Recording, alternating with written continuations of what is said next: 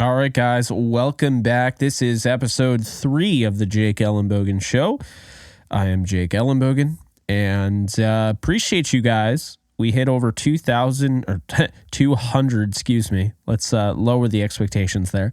200 downloads. We just started. We're now on everything, including Apple Podcasts. They finally decided to put us on. I don't know. It took a while. A lot of lobbying. Not obviously, I'm not talking to anybody there, but just, resubmitting. Well, finally, it got approved. So thank you to that. Thank you for Spreaker, finally approving our ads. So we're cooking with gas now. Episode 3, everyone's able to subscribe, no matter where you get your podcasts. You can follow me, as always, at JK Bogan. You can check out my Ram-centric YouTube channel, Jake Ellenbogen. But yeah. Let's dive in. I think the first thing I want to talk about, I love big news. I've always loved it as a kid, growing up. I think a lot of us, sports fans in general, just really like big news. We like, jersey swapping. We like the idea of player movement. I don't know why we always have. If you don't, I don't know what to tell you. But it's why trade deadlines, it's why free agency, people go crazy about it. People go crazy for the NFL draft. We love new faces and new places, essentially. If you're a sports fan, it's just one of those weird quirks that we have. How video game, diehard video game players and fans and whatnot, they like dressing up as their favorite video game character. Favorite... I don't know, people who are diehard movie fans and TV fans and whatnot, they like reciting entire freaking lines. I mean, from beginning to end, online. Even with music, you go to a concert, you learn the mannerisms and you repeat it or whatever, or you sing. I mean, it's kind of like that. I don't know. Sports fans, they're obsessed with player movement. It's why you can write an article where you are talking about, something informational, very important, talking about a player, talking about multiple players, whatever. But as soon as you write that trade piece, you write, hypothetical trade alert, that thing goes through the roof. The views go crazy when you start talking about other guys not on the team. I always laughed at that. You make more revenue and you get more attention from people when you talk about players that aren't on the team that could be, as opposed to when you talk about the players that are on the team and how well they're doing. So that brings me to my point here. The NBA finally has some movement. I'm going to be honest with you. I am trying desperately to get back in the NBA. I do think the league is kind of boring, but I know it so well. I think it's kind of a waste of my knowledge to not talk about it. Pascal Siakam just got traded to the Pacers. Pretty big trade, by the way. It wasn't that long ago that, Toronto won a ring. It's hard to believe that even happened, but they won with Kawhi. It's not that long ago that they got to that point. But, now that is seemingly over. They traded Siakam away, who's an all-star forward, pretty much plays power forward. Traded him over to the Indiana Pacers for Bruce Brown, Jordan Nwora, and 3 first-round picks. Now, here's the crazy thing about this. Also, Kyra Lewis, the Pelicans sent Kyra Lewis Jr. to the Raptors and a second-round pick to the Pacers. So I thought I would throw that in there as well. But that was a separate trade. Anyway, let's talk about it. Because, look, Siakam, 29 years old, really good player, averaging 22, 6, and 5 just about with the assists. He very much wants to get a new deal done. He's going to be a free agent in July. He's making about $38 million. Man, the NBA is so different. I cover mainly the NFL. So looking at the way the NBA handles things is kind of funny to me. I mean, would a guy like Siakam ever get traded in the NBA or NFL? I mean, at the, way before the deadline? Probably not, honestly. There are times where there's big trades. I mean, we've seen Matthew Stafford, Russell Wilson, Deshaun Watson, to name a few. We saw, DeAndre Hopkins, the trade with DeAndre Hopkins and David Johnson, one of the dumbest trades I think I've ever seen. Positional value made no sense. But, we've seen trades like that. We don't see a lot of them. This is kind of just your run-in-the-mill NBA trade that we're all going to act like really, oh my God, we're going to act shocked about. But this is how the NBA works. There's always one of these a year. This just happens to be Siakam. I wouldn't be shocked if there's more of this stuff coming. But you wonder why the NBA draft gets no love. You wonder why the NBA draft is desperately trying to find ways to make it exciting and make people want to watch it. This is why. 3 first-round picks for an expiring contract. I mean, do the Lakers have a pick until 2030? I don't know. Maybe they do. They don't pick until, I think, 28, I think, is the first round. So, I mean, and then that's another thing. It's so hard to follow. So you have all these people trying desperately to follow all this, and then it's like, oh, well, you're actually not picking that because that was top 10 protected. So because, they finished at the bottom 10 in the league, and they have a top 10 pick, that would move to the next year and so forth. And it's just like one of those like conundrums, man. Trying to follow the NBA, it's like a job, So, look, I like the fit. I look at the Pacers, good basketball team this year. I really do like what I've seen from the Pacers. I mean, this is a team that, they made a ballsy move not that long ago, getting rid of Sabonis, but I thought they got a fantastic superstar level player in Tyrese Halliburton, and sure enough, he's proven to be that. They're the 6th seed currently in the Eastern Conference. Toronto is currently outside looking in at the top 10. The Pacers don't want to be in that play-in round. They really don't. So, being the 6th is good, but they want to move up the rungs, and they can do that. I mean, they're only 1 game back from 4th with the Cleveland Cavaliers. So they can definitely get up there. They got Tyrese Halliburton at point guard. They got Buddy Hield. They got Aaron Nesmith. They got, Siakam they just added, Miles Turner. Benedict Mathurin is playing really well. He's a young player that I really like watching, really good on the defensive end as well. I remember watching him in Arizona. Jalen Smith, and then, of course, Obi Toppin. And keep in mind, trading away those pieces that they did, trading away Bruce Brown, trading away Jordan Nwora, trading away Kyra Lewis, they actually didn't get Kyra Lewis. It was the Pelicans that traded the Raptors. But anyway, the 2 guys I mentioned, Bruce Brown and Jordan Nwora, that opens up bench minutes for other guys, and I think that's the cool thing. And look, I mean, again, we're probably going to see another one of these trades, if not a few more. But the Pacers got to do this, man. They got to do this. I mean, right now, they're on a 2-game losing streak, but they've won 7 of their last 10. And, going out and getting a guy like Pascal Siakam with a guy that can really distribute the basketball and pass it around the way Tyrese Halliburton does. I mean, you got to give him credit, man. I like this move for them. 3 first-round picks seems a little steep if they don't bring back Siakam, but at the same time, it's the NBA draft. Doesn't really matter. Hate to say it, that's just the way it is. So, yeah, I mean, we'll see how this ends up turning out, but I get Toronto. Look, Toronto is not a loser in this. I don't love the players they got. Bruce Brown is really just one of those. They got him after he was signed in the offseason. A good role player. Nwora has some potential, but it's all about the picks, really.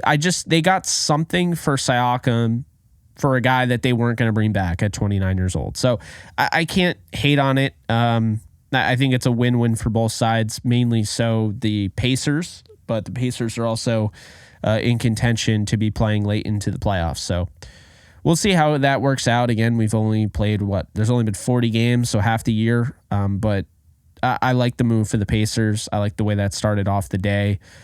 Some big breaking news to start off. I mean, it wasn't long. I mean, until Woj dropped that. That was some pretty big news. So, that's something there. Man, playoffs, right? Talking about playoffs. Got playoffs. Yeah, playoffs. Talking Baker Mayfield versus Jared Goff, Tampa versus the Lions, 49ers versus the Packers. You got the Bills taking on the Chiefs and the Ravens taking on the Texans. Should be a fun weekend. I don't know how much football I'm going to watch that I don't have to watch. I mean, obviously I'm going to watch, I'm going to rewatch it if I have to because, I cover the NFL. But, it's good to be, I want to be informed. But at the same time, I mean, got to be honest with you, as a Rams fan, it still feels like they were screwed. And, I've been dealing with a lot of different Detroit fans trying to wreck my image and whatnot. I got to be honest with you, I really don't want to watch football that much, but should be a fun bunch of matchups. I think the Packers will keep it close. I think the Niners win. I think the Lions beat the Bucks, unfortunately. I just, that's how I see it. I don't really think the Bucks are going to win, but I wouldn't be surprised if the Lions threw all their eggs in that basket of winning a playoff game and then they completely flop and just, put out a laugher against the Bucks. That wouldn't surprise me at all. And then, looking at the Chiefs, I'm tired of them. I want them off my screen. I'll get back to that. Okay. I won't go off on a tangent there, but I will in a sec. I want the Chiefs gone 100%, but I think the Bills are going to knock them out anyway. And I think the Ravens beat the Texans. That'll be a fun game. We'll see. I don't think there's enough weapons there for the Texans. I think maybe if they had Tank Dell healthy, they'd have a shot, but the Ravens really are the hottest team right now in football that's remaining. And, we're going to see it, but that's how I see the weekend going. Back to the Chiefs, though. I don't know if I've had a chance to rant about this, but is anyone else absolutely fucking exhausted with seeing Mahomes Auto, with seeing Bundle and Save, with seeing any of those fucking commercials? Like, don't get me wrong. I have nothing against State Farm. If I ever get a deal with them, great. Like, honestly, would never have any issue working with them. But I'm so tired of seeing Travis Kelce and Patrick Mahomes and Andy Reid and their mom and who else. I mean, I'm just so tired of it. And I know I can't be the only one. I mean, the only one who's more tired of that are the people that are against the Whopper commercials. And to be honest with you, the entire human race should be against that because first off, the guy singing can't sing. Second off, the singing, it's not even the singing's fault. It's the fact that the song is just terrible. The jingle sucks. And I don't know, Burger King's not too bad. It's not Wendy's. I don't know if you guys have a good Wendy's, but around my neck of the woods, you order a Wendy's Baconator and they give you two burger patties without cheese and bacon and then call it a fucking Baconator. Yeah, I had that happen. But no, I mean, going back to that though, like it's like Matthew Stafford and the Rams when they won the Super Bowl. You saw Aaron Donald go on a talk show. Von Miller went on a talk show. Matthew Stafford had a Little Caesars commercial. And that was it. Like the Rams must not be marketable because at least their players, because I mean, holy shit, like that was done just like that. And now ever since that Super Bowl, I mean, you have the losers of the Super Bowl, the Eagles. They're in commercials. But no, I'm so tired of Kansas City. It has nothing to do with Taylor Swift. I think she's unfairly treated and hated. She's just trying to enjoy herself. You have to understand this. When she's out there celebrating and she's going, crazy and everything, it's all great. She's not controlling the camera. Can I just say that? And I'm not like some diehard Taylor Swift fan. I think she's just a genuine human, and I don't, her music I want to like, but it's not my thing, but I respect her. But God, the way people go after her, it's like, man, she's not the reason that I dislike the Kansas City Chiefs. And people say, oh, well, the reason is because the St. Louis fans went to Kansas City and they root for them. No, I could not care less. Truly. I could not care less. And I guess, that brings me to my next thing because, people, it's funny how the Rams, how quickly people forgot with the Rams, from 2004 to 2017, the Rams were terrible because I know the 2017 season went well, but the end of the 2016 season happened in 2017. They hired Sean McVay and things changed. That was a long time. There's a lot of, Lions fans and Seahawks fans telling me I need to watch more bad football and, I deserve this and whatever. It cracks me up. The Lions had a better football team than the Rams did throughout that time period for the most part. And they actually had a quarterback that you could stomach. The Rams, they were not good for most of my childhood. Pretty much my whole childhood. The Rams were just not a good football team. And it's funny when you get like, oh, you're a bandwagon. I'm the anti-bandwagon. I'm not against people that are bandwagoners. I say bring them on. They just won't experience a win like you and I will.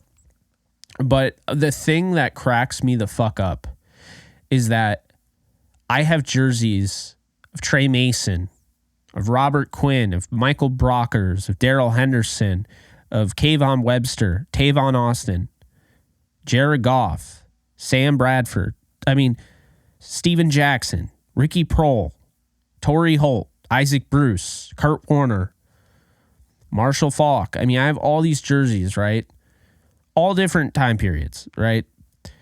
And you get these people that have the gall to say that I'm a bandwagon or whoever so-and-so is a bandwagon. I laugh at this because it wasn't that long ago. It really wasn't, where we had one of the worst stretches in NFL history. The Rams fan base did.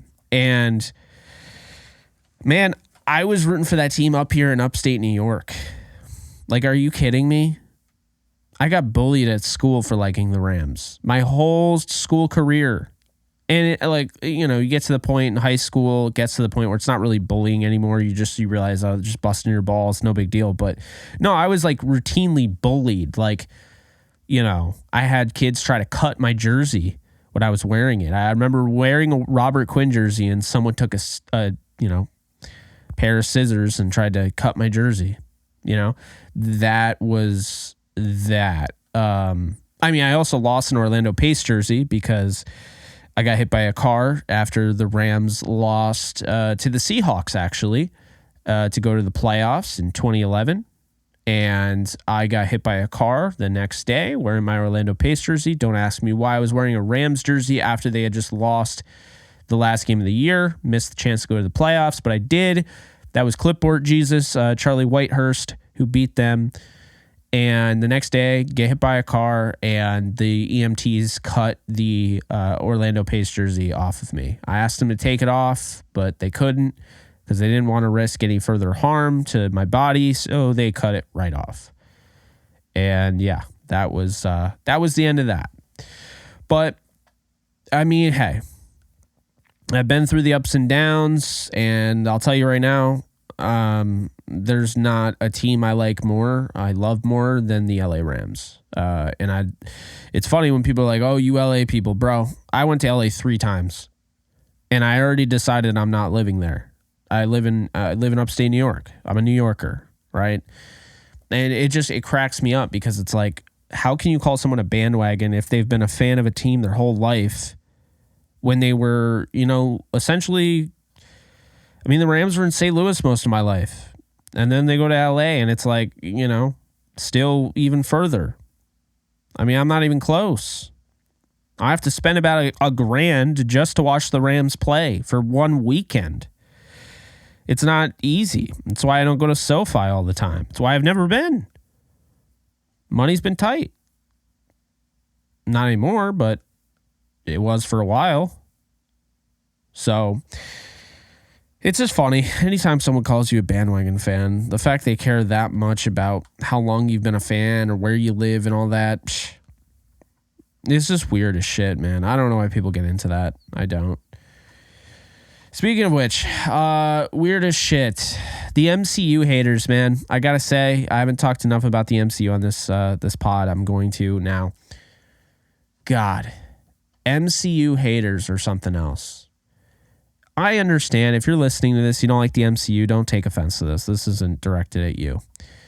For the people that are constantly bitching, moaning, complaining on Twitter or whatever, social media about the MCU, saying, oh, there's too many women in the Marvel Cinematic Universe, the MCU. oh, it's too soft and whatever. Guys, get over yourself, man. There's one show that was absolutely terrible. It's called She-Hulk, and it's not because it was a woman. I actually like Tatiana Maslany. Had nothing to do with her. She carried what was an awful, awful, awful script, plot, everything. It was just bad. It was awful. The antagonist at the end ends up being just such a loser. I mean, I don't know. I just I've been a defender of the MCU for sure. I'll say that. And look, I mean, has it been perfect? Absolutely not.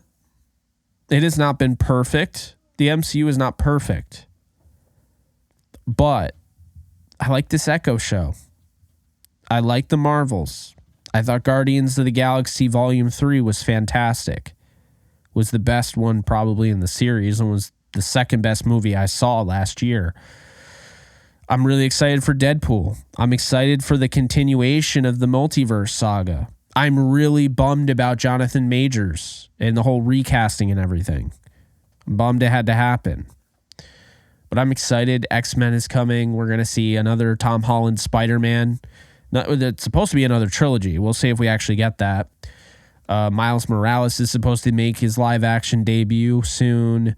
The Fantastic Four, the X-Men. I mean, a lot of cool things are coming down the pipeline, but there are a lot of people that are still upset because it's just like, oh, you know, where's Robert Downey Jr.? Where's this guy? Where's that guy? It's like, all right, well, you have to understand they were doing those roles for like a decade. It's time for them to move on. If they want to move on, they can move on. Same thing goes with Chris Hemsworth, who I think will probably move on soon. He's going to do Thor 5. I can't believe it, but he is. And then I think he's probably done after that. I mean, you have to understand, like, you have to be in shape to be one of these actors. It's not really even like acting, so to speak. It's still acting, but you're in front of a green screen. It's kind of a lonely process, and you have to have like athleticism. You have to keep yourself in shape, and it's a demanding job. Like, you could say what you will, but you know, mental health and everything. Like, a lot of people, you know, when they're filming movies and stuff, they like being out on the streets. They like noir films, things like that, because, you know, they like being out and about. But when you're stuck, you know, in, you know, a studio, a soundstage, and it's just an entire green screen room, yeah, I can understand why that's a little lonely. So, but hey, I mean, I think they make good products. Obviously, I know the people that still bitch, moan, and complain about the CGI. There's always going to be CGI people. I don't know why. You look at their bio on Twitter, the people that are always bitching about CGI. I don't see any VFX in their you know, bio. It's not like they're a VFX artist or anything like that, but you know, people always want to complain, and that's really what it comes down to. But yeah, I like Echo. I like that we're canonizing the Netflix series, and if you've never watched any of Daredevil, Jessica Jones, Iron Fist, Luke Cage, or Punisher, you're really missing out. You really want to check those out, the Netflix shows that are now, I think, just on Disney Plus. You definitely need to check them out. They're all going to be canonized. So that's really cool. And I'll say this, unpopular opinion, I liked them all, but I think my favorite, genuinely speak, I did not expect to like this. I thought it was stupid at first, and I absolutely ended up loving it. Iron Fist. I absolutely fucking loved Iron Fist. Like, I can't even explain how much I love that show. Jessica Henwick was in it. What the hell's his name? I forget the guy's name. The guy that plays the brother or the friend. I don't even know. But it's just that show was awesome. Punisher was awesome. We will be getting Punisher in the MCU. I don't see Iron Fist being in the MCU. I do think they'll probably try to bring in Jessica Henwick as Iron Fist, and you know, kind of. I don't want to spoil too much, but I could see that. I don't know, when it comes to, yeah, I mean, when it comes to Luke Cage, I think they'll probably bring back Mike Coulter. When it comes to Jessica Jones, I think they'll probably bring Kristen Ritter back. But I mean, we'll see, you know. I really do like the direction the MCU is going in, because if you didn't know, and you've always been kind of I guess, pushed away by the idea, oh, really? I got to watch the TV shows to understand the movies? That's kind of lame. Now they're making TV shows called the Spotlight. It's Marvel Spotlight. And essentially what it does is it puts out shows that are not like directly connected to the movies. And so it allows you to just watch, and you don't have to, feel like, oh crap, I didn't watch this movie, so I can't get into this show. It's not anything like that. So that's the cool thing. And I think you should check it out. It's called Echo. It's very interesting. It is about a deaf, mute superhero, essentially. And I definitely would check it out because it's bringing back Kingpin, and, Daredevil showed up in it. I'm not going to spoil too much, but there's that. And then if you're looking for a show to watch, and you haven't watched it, I got to tell you right now, one show that I don't want to say it changed my life, but it just made me think of things so differently. And it was just so cool. Like, I know a lot of people think it's corny. They probably don't watch the full thing and they think that. But if you've never seen Manifest before, I watched that last year, and I was so unproductive during the time I watched that. I binge watched the hell out of that 4-season show. I think it got canceled and they brought it back and they finished it. The conclusion was everything you could have asked for. It's such a fucking cool TV show. In case you've never watched it before, essentially these people go on a plane. The plane disappears for 5 years. And there's no idea why. They come back and everybody is, essentially the same age and when they left. But then the people who they come back to when they land, everyone else has grown up 5 years. So it's really cool. It's one of those shows that, it's got a lot of the mystery to it, kind of the Sherlock Holmes aspect that I think a lot of us like.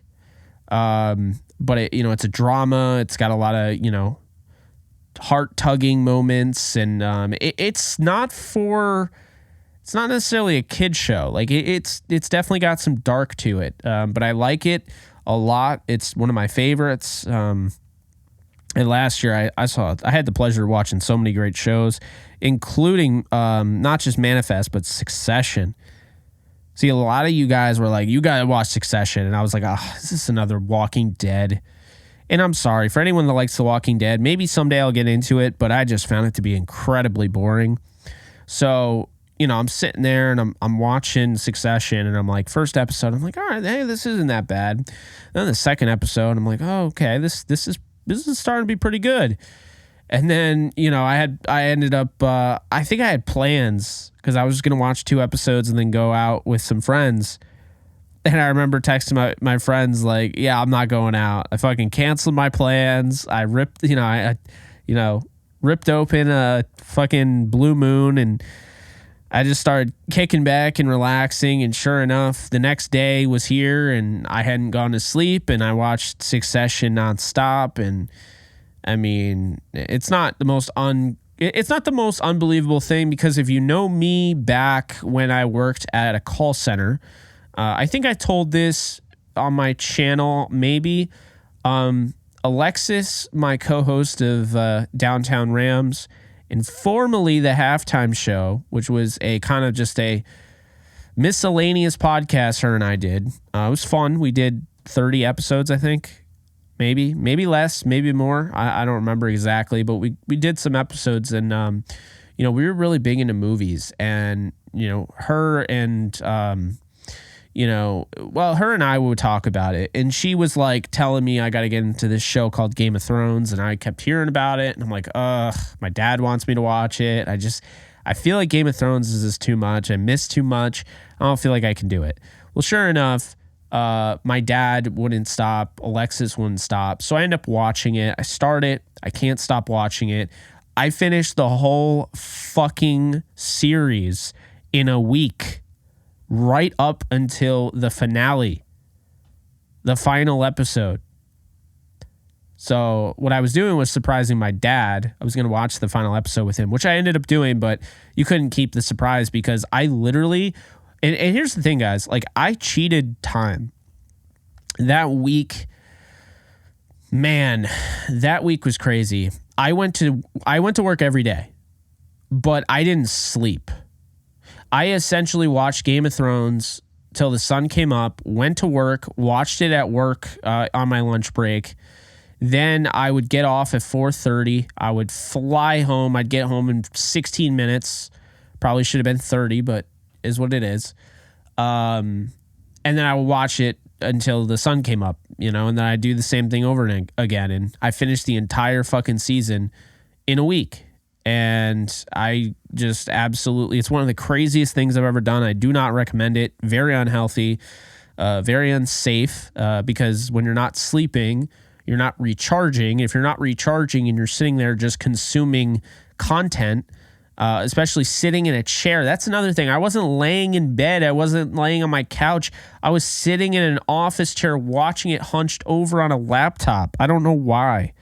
I did this to myself. But anyway, I did. And that was one of the craziest binge watching experiences I've ever had. But man, this is why when it gets into the NFL season, I'm done binge watching. I'm done, for the most part, gaming on Kick, which I do. In case you guys didn't know, I do stream over on kick.com/JKBogan. And I play all sorts of games. But the point is, I am so cautious about my work, and I know a lot of people take it very seriously, so I owe it to them. And when the season starts, I don't feel like I'm in a position where it's like, yeah, fuck it, let's just put this on hold. Who cares? The Rams play this team. I have to do a preview. I have to, I have obligations. I have to go on 2 shows. I have to do my own shows. No, I'm just gonna lay it all off and just watch Netflix and lay on the couch. It's not that simple. So I like ending during the season. I like ending my night, with a nightcap, a nice movie that I haven't seen before. Watched it, like I said, I watched a ton of them last year. And again, that's not every night, but as many as I can. I don't try to get into super, deep RPGs. Long riveting stories that will cause me to want to sit there and finish it all in one sitting because I have to know right away what happens. I'm not about to get into The Sopranos and watch, episode after episode after episode. I mean, the episodes that I watch will be the series on Disney Plus normally during the NFL season, because I can finish the 30-minute episodes. If there's 8 in a season, I can justify that. But the way I get into and I get hooked onto these shows, it is dangerous for my productivity. If I just am like, you know what? Fuck it. I'm just going to do this. I'm going to do that. I'm going to watch this. I'm going to watch that, because I will get stuck. I am the type of person where if I like something enough, I am not very patient with certain things. TV shows are no different. Like Outer Banks, I'll never forget. Oh, you'll like Outer Banks, Jake, my brother said. It's kind of like Uncharted. And I was like, all right, that sounds ridiculous. And I wouldn't say it's entirely like Uncharted, but I get what he was saying.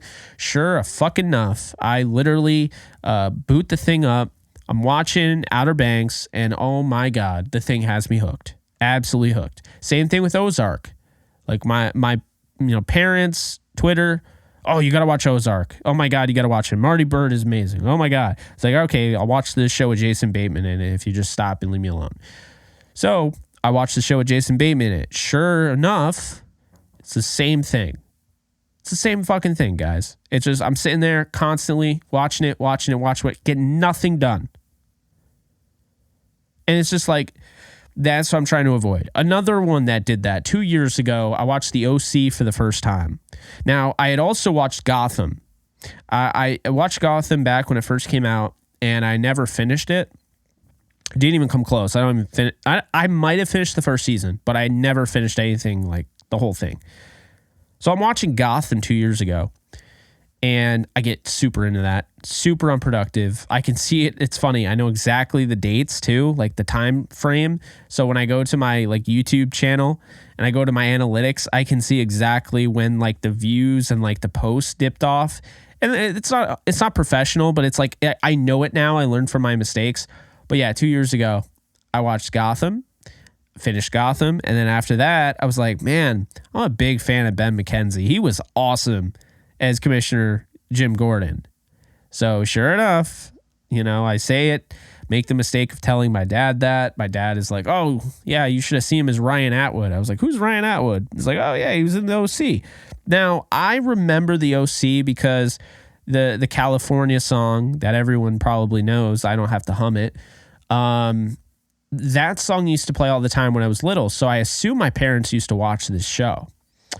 And, it's one of those teen dramas and all that, but it's super like crazy. It's dark and it kind of has just all of these. I mean, it's so crazy how many people showed up in the OC and how big it became. And there ended up being Welcome to the OC Bitches, which was a podcast between one of the main characters and another one of the main characters, that was, interviewing old, members of the show and going over all episodes. That like just came out right after I had decided to rewatch it and actually experience it, not just watch one episode. So I binge watched the shit out of that. And it's funny because I just had binge watched Gotham and I binge watched that. Moral of the story is binge watching is not good for you folks. It's not. Just be aware. Hey, it's fun. I get it. But TV, like anything is fine and good in moderation. And if you're like me, then you realize you have some sort of addiction to, TV, binge watching TV. You have to plan around that. You have to limit yourself. It's not as simple as I'll never watch TV again. You don't have to do that. But just, be careful. Because I'll tell you right now, there's a lot of TV shows I love to watch. And I'll tell you this, when I feel like, okay, it's 3 a.m. in the morning, and I'm like, okay, I got time for a show. I'm not going to watch a movie. Then I'm not going to bed until 5. But I'll watch a show, But binge watching, man, can be dangerous. It's not easy to get out of that because when you're in the zone, it's hard to get taken out of it. So, yeah, I mean, look, appreciate you guys as always for listening in. This has been fun and it just continues to be fun. I didn't think I'd be able to go daily with this. This is my challenge. I will be going daily. And, we got, you heard it. We got ad revenue coming in now. So the more you guys listen, the more ad revenue comes in, the more I'm able to kind of pour that into the rest of, the YouTube and maybe even this podcast, get some guests, who knows? But yeah, no, I really appreciate it. You can follow me at JK Bogan on all social media. You can check out my YouTube channel, Jake Ellenbogen. Maybe someday I will make this a video, but right now I like the audio aspect of it. I like the vibes. And again, just trust me here. Keep pounding that subscribe button if you haven't already. Keep reviewing, preferably 5 stars. And this thing has a chance to explode. And it sounds crazy. I mean, I personally don't feel like I'm at that level yet because this is different. This is somewhat outside of my comfort zone. But you guys really like it. I've gotten nothing but great feedback. So I appreciate it. I hope you guys enjoyed. If you fast forward to this part for whatever reason, we talked about the new Pacers forward, Pascal Siakam. We talked about, I don't know, I guess bandwagon, or the idea of calling somebody a bandwagon fan. We talked about binge watching and how dangerous it is. We talked about the MCU. I mean, fat episode, almost 40 minutes. But anyway, appreciate you guys. You guys take care, and I'll see you guys soon. Later, folks.